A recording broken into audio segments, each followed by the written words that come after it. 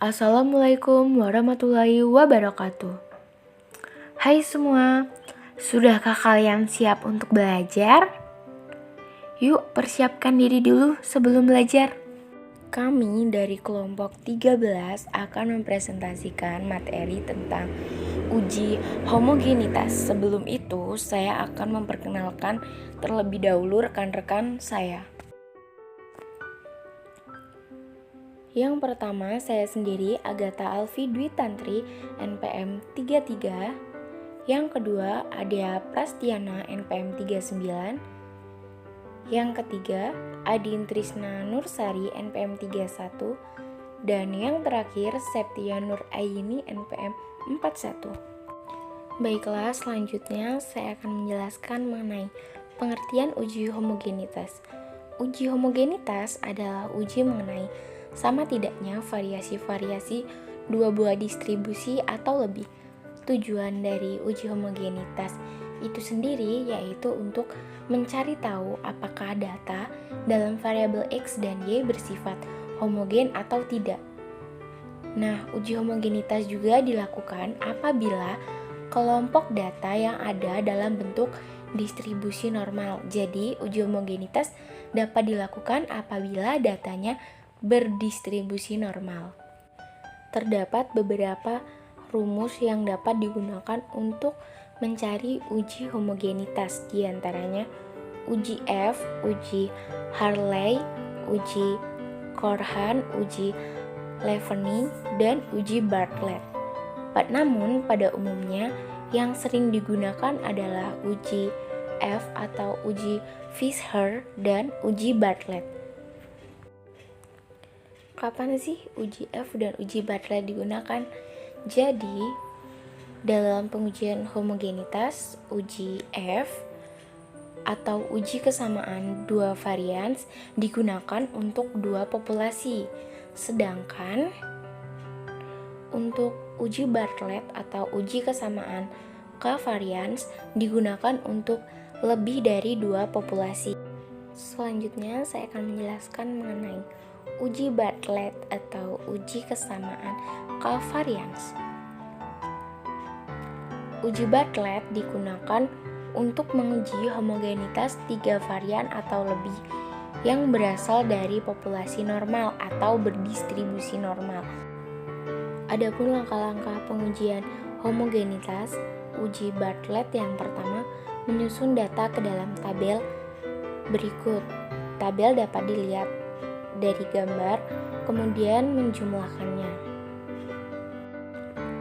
Langkah yang kedua, menghitung varians gabungan.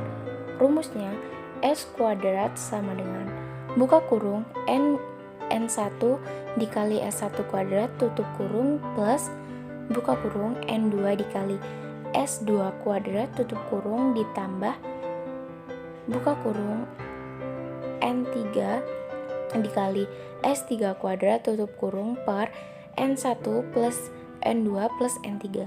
Yang langkah ketiga, menghitung log S kuadrat. Yang keempat, menghitung nilai B.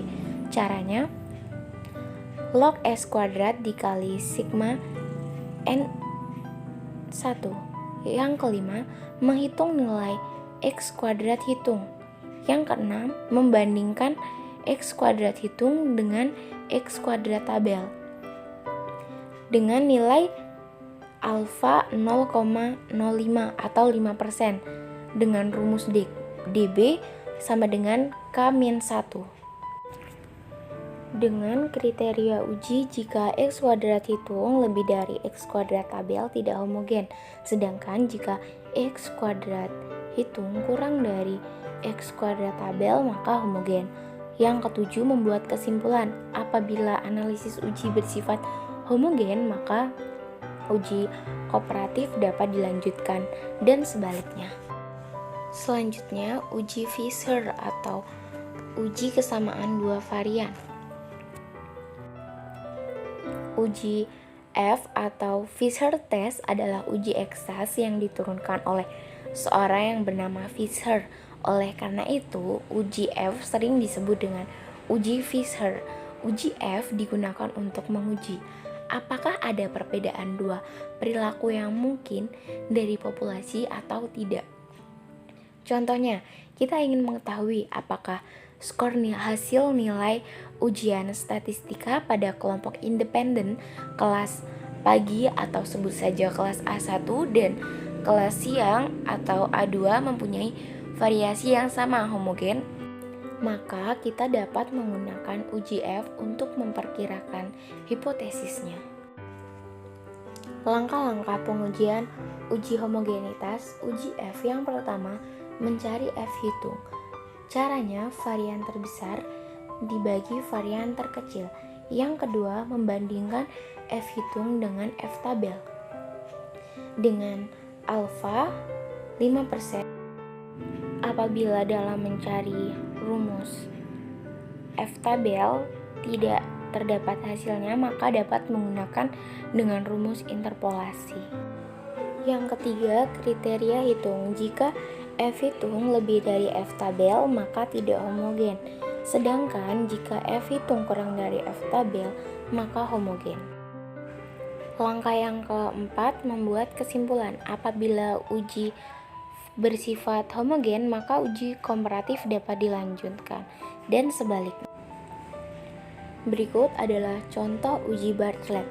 Perbandingan keuangan antara pemerintah pusat atau X1, provinsi atau X2, dan kabupaten atau kota X3 di wilayah Pringsewu seperti dalam tabel. Langkah penyelesaiannya yang pertama, membuat tabel uji Bartlett. Caranya seperti pada tabel. Dapat dilihat dari rumusnya dan cara penyelesaiannya. Langkah yang kedua, menghitung varian gabungan. Langkah yang ketiga, menghitung log S kuadrat. Dan langkah yang keempat, menghitung nilai B. Selanjutnya, menghitung nilai X kuadrat hitung. Langkah selanjutnya, membandingkan X kuadrat hitung dengan X kuadrat tabel dengan memperhatikan kriteria uji. Ternyata X kuadrat hitung kurang dari X kuadrat tabel, maka varian bersifat homogen. Jadi dapat disimpulkan bahwa analisis uji varians karena bersifat homogen, maka ujinya dapat dilanjutkan. Nah, dan yang terakhir saya akan memberikan contoh uji F. Soalnya masih sama tentang materi yang tadi, akan tetapi dalam langkah penyelesaiannya berbeda. Yang pertama, mencari nilai F hitung. F hitung sama dengan varian terbesar dibagi varian terkecil, sama dengan 51,760 dibagi 37,934 sama dengan 1,36. Selanjutnya, membandingkan F hitung dengan F tabel. DB pembilang diperoleh 64 dan DB penyebut diperoleh juga 64. Dengan alfa 5%, maka F tabel sama dengan 1,512. Hasil ini diperoleh dari interpolasi. Berikut adalah cara mencari nilai F tabel dari rumus interpolasi. Yang pertama, diketahui nilai DB yang dicari adalah 64 dan nilai DB pada awal nilai yang sudah ada 50, nilai DB pada akhir nilai yang sudah ada 75. Dicari C adalah nilai yang dicari, C0 adalah nilai tabel pada awal yang sudah ada 1,54 dan C1 nilai tabel pada akhir yang sudah ada 1,46.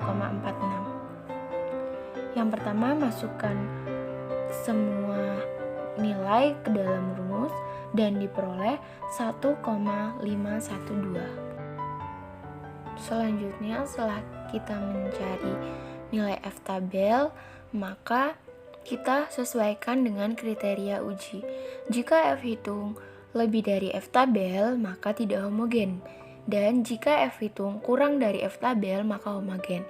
Ternyata nilai F hitung lebih kecil daripada F tabel.